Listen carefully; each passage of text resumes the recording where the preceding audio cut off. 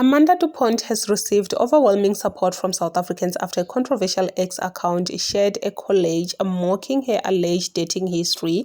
The post claimed to show several of the actress and a businesswoman's supposed romantic partners, but it quickly unraveled when users pointed out that one of the men featured was actually her father, Mr. Tom DuPont.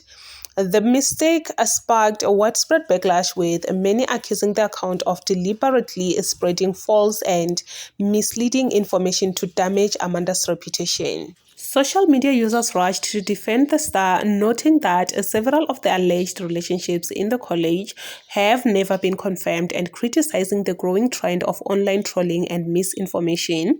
The incident has since sparked a broader conversation about the importance of verifying facts before sharing claims about public figures. Thanks a lot for watching this video until the end. Please do consider leaving your thoughts down below in the comment section, and don't forget to like, subscribe, share this video as well, and I will see you on my next upload.